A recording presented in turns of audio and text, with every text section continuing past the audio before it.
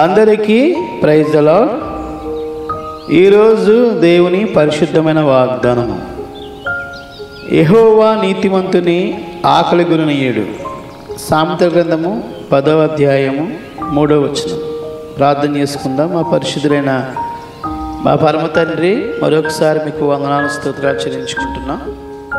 మీ యొక్క వాక్య లేఖన భాగాల ద్వారా మరొకసారి మాతో మాట్లాడమని యేసు నామమును స్తుతించి ప్రార్థించి బ్రతిమాలి వేడుకొనుచున్నాము పరమ తండ్రి, ఆమేన్. ఈ వాక్యాన్ని క్రమం తప్పకుండా వింటున్నటువంటి ప్రియ సహోదరుల సహోదరి, మరొకసారి ప్రభు పట్టి మీ అందరికీ కూడా వందనాలు చెల్లిస్తున్నాను. ఈ దినాన్న ప్రభు మనకు అనుగ్రహించిన వాగ్దానము, యెహోవా నీతిమంతుని ఆకలి కొననీయుడు అని వాక్యం సెలవిస్తూ ఉంది. అరణ్యంలో సింహములైన ఆకలి కొంటాయేమో కానీ ప్రభునందు విశ్వాసం ఉంచినటువంటి వారికి ఆయన ఏ మేలు కొదివచ్చిరని దేవుని యొక్క వాక్యం సెలవిస్తూ ఉంది.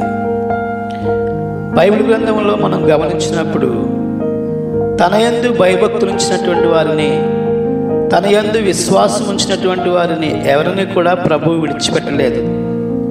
వారి జీవితాల్లో ప్రభువు అనేక అవసరతలు అక్కడతలు ప్రభువు తీరుస్తూ వచ్చినట్లుగా వాక్యంలో మనం గమనించవచ్చు. ఏలియాను ప్రభువు కాకోలముతో పోషించినట్లుగా మనం చూడవచ్చు. అదే ఏలియాను ఒక విధవరాల చేత పోషించినట్లుగా దేవుని యొక్క వాక్యంలో మనం గమనించవచ్చు.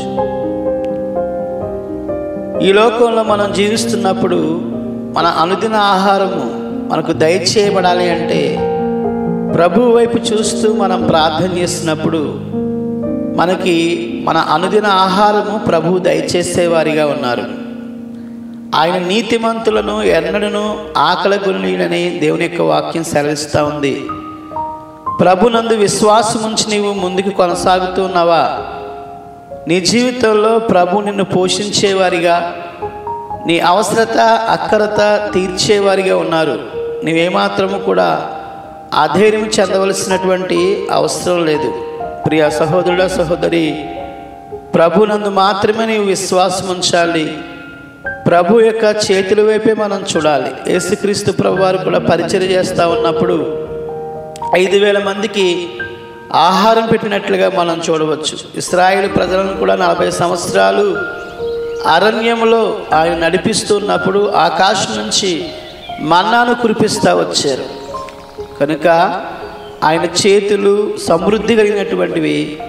ఆయన ఆశ్రయించే వారిని ఆయన ఆశీర్వదించేవారిగా ఉన్నారు.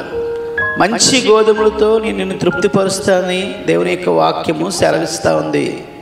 కనుక నీవు ప్రభునందు విశ్వాసం ఉంచి ఆయన సన్నిధిలో ప్రార్థన చేస్తూ వచ్చినట్లయితే నీ నీతిని నీవు కాపాడుకుంటూ నీతిమంతుడైనటువంటి యేసుక్రీస్తు ప్రభువాన్ని స్తుతిస్తూ ఆయన నామాన్ని ఘనపరుస్తూ ఆయన నామాన్ని హెచ్చిస్తూ వచ్చినట్లయితే నిన్ను ఆయన విడిచిపెట్టే దేవుడు కాదని మరొకసారి ప్రభు పేట తెలియపరుస్తున్నాను. ప్రియ సహోదరుడా సహోదరి, నీ జీవితంలో నీకు ఏ కొదువున్నా ప్రభు మీద మాత్రమే నీవు ఆధారపడినట్లయితే ఆనాడు భక్తులను పోషించినటువంటి దేవుడు నిన్ను కూడా పోషిస్తారని వాక్యము సెలవిస్తూ ఉంది.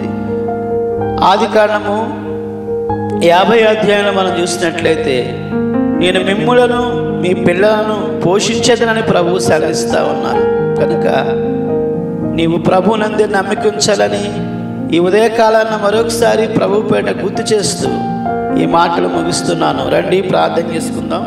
మా పరిశుద్ధులైన మా పరమ తండ్రి, మరొకసారి మీకు వందనాలు స్తోత్రాలు చెల్లించుకుంటా ఉన్నాము. మరొక సమయంలో మీ పాసందులో చేరి ఈ విధంగా ప్రార్థించడానికి ఇచ్చిన సమయం అంతటి బట్టి కూడా వందనాలు స్తోత్రాలు.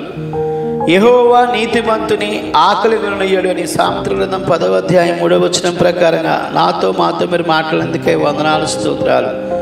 ఈ వాక్యాన్ని ఎవరైతే విన్నారో వారి జీవితంలో వారికి ఉన్న ప్రతి అవసరత అక్కడ తీర్చండి. ప్రాముఖ్యంగా వారి అనుదిన ఆహారం వారికి దయచేయమని ప్రార్థన చేస్తూ ఉన్నాను తండ్రి. అయ్యా, వారి కుటుంబాన్ని ఎలా పోషించుకోవాలి, ఎలా కుటుంబాన్ని ముందుకు నడిపించుకోవాలి అనేటటువంటి ఆలోచనలతో వారు సతమతమవుతూ ఉంటే తండ్రి, దేవ వారిని వారి పిల్లలను మీరు పోషిస్తానని వాగ్దానం ఇచ్చినటువంటి దేవుడు తండ్రి. కనుక మీ వాగ్దానము అవునట్లుగా నెరవేర్చి మీ నామానికే మహిమ తెచ్చుకోమని తండ్రి.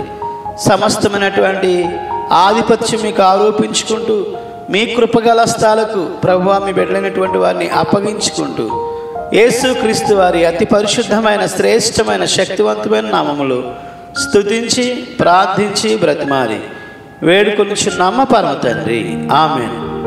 మన పరమ తండ్రిని దేవుని ప్రేమ, కుమారుడు యేసుక్రీస్తు కృప, పరిశుద్ధాత్మని యొక్క అన్యోన్య సహవాసము కూడి ఉన్న మనకును సకల పరిశుద్ధులకును సదాకాలము తోడై నడిపించునుగాక. ఆమేన్.